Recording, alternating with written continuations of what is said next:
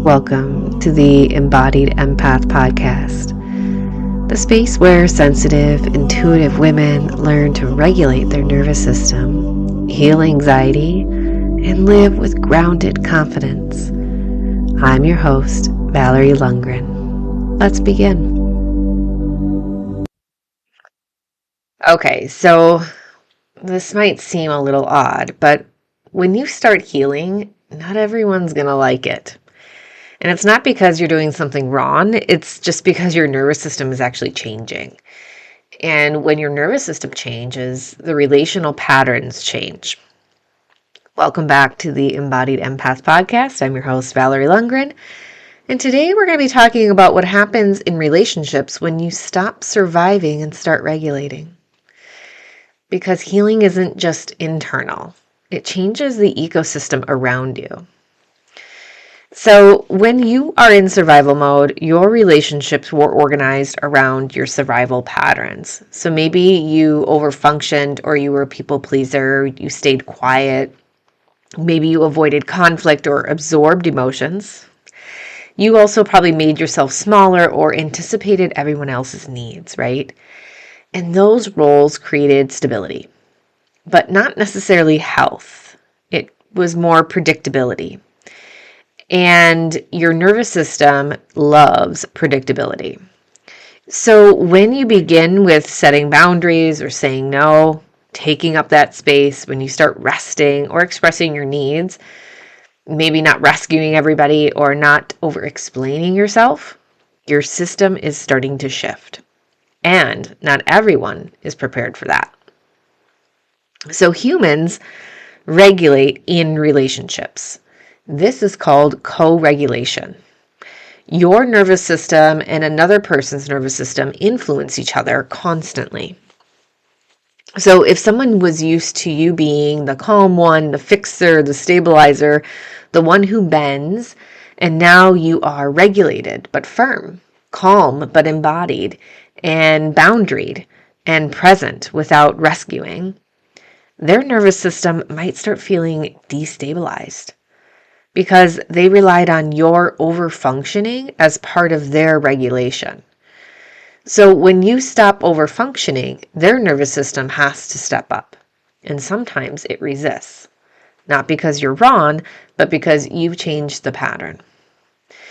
I've noticed this in my own relationship because I was the one that was so dysregulated and out of it for so many years, and my husband was this calm one. He was the fixer, the stabilizer.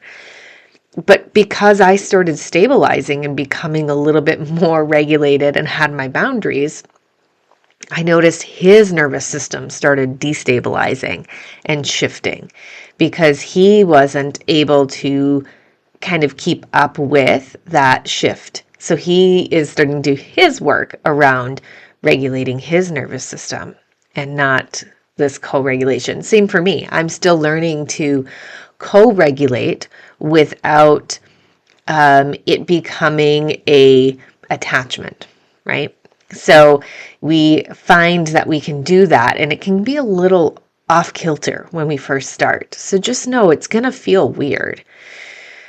And empaths really experience this more strongly. Both my husband and I are empaths, so we both are feeling it intensely when we have these shifts happening in our nervous systems.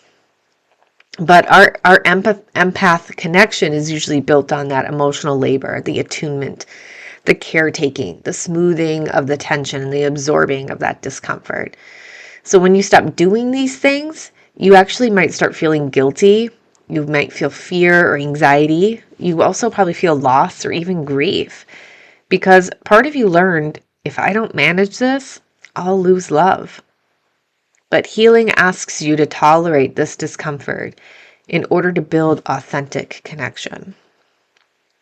And when you start healing, you might notice that you're a little less tolerant of the chaos. You don't want to engage in the gossip, and you don't feel energized by drama. You can sit in silence without fixing. You might feel irritated by dynamics you once tolerated. And you also start craving that depth over performance. So this isn't making you a cold person. It's just shows that you're more regulated and you don't need all of that chaos to thrive.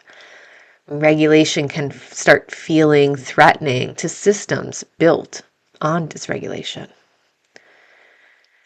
So sometimes healing reveals that this relationship only worked because I was abandoning myself. That realization can hurt and it can feel like a loss, but it's also clarity. And you're not required to stay dysregulated to maintain a connection.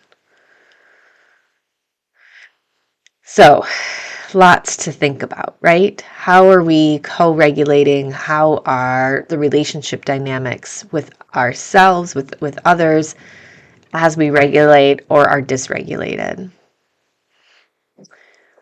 So, we're going to do a somatic practice.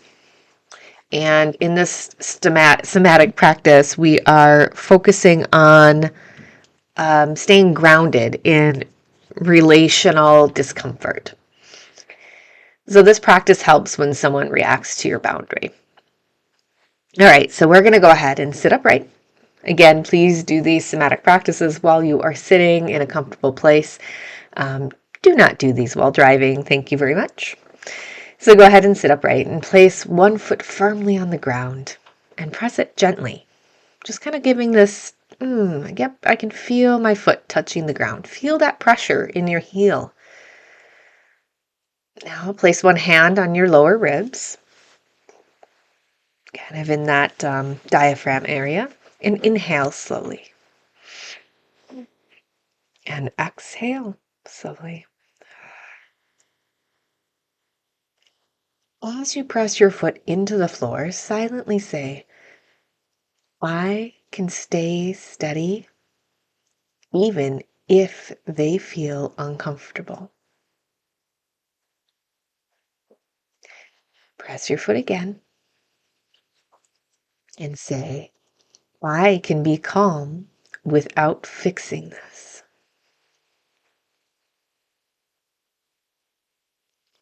And then press again. Their nervous system is not my responsibility. And release. This builds internal stability during relational tensions.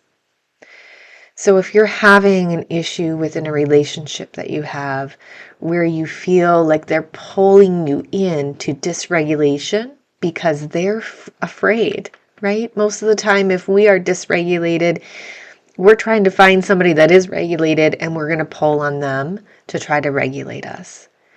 But the best thing for you to do is stand in your own power and stand in your regulation and not fall into that dysregulated state with them. Because it is our own responsibility for our own bodies, and we can't take on the responsibility of everybody else. Healing is not just about reducing anxiety. It's about redefining who you are in a relationship. You move from this surviving connection to a choosing connection, from managing others to managing yourself, from being needed to being authentic. And authenticity changes everything. So if your relationships feel different lately, if you feel more aware, more boundaried, more selective, it doesn't mean you're becoming difficult. It means you're becoming regulated. And not everyone will grow with you. But the ones who can meet you without needing you to shrink will feel safer than anything you've known before. If this episode resonated, go ahead and subscribe so you don't miss what's next. And share this with a woman who maybe feels guilty for changing. Download your free nervous system reset PDF at mindfulwellness.me. Healing may shift your relationships, but it brings you back to yourself, and that is worth it. I'll see you in the next episode.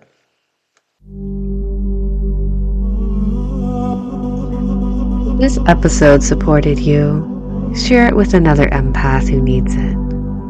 And if you're ready for deeper work, somatic coaching, nervous system healing, or my Embodied Reset program, just visit mindfulwellness.me. Your healing is not a solo journey. See you next week.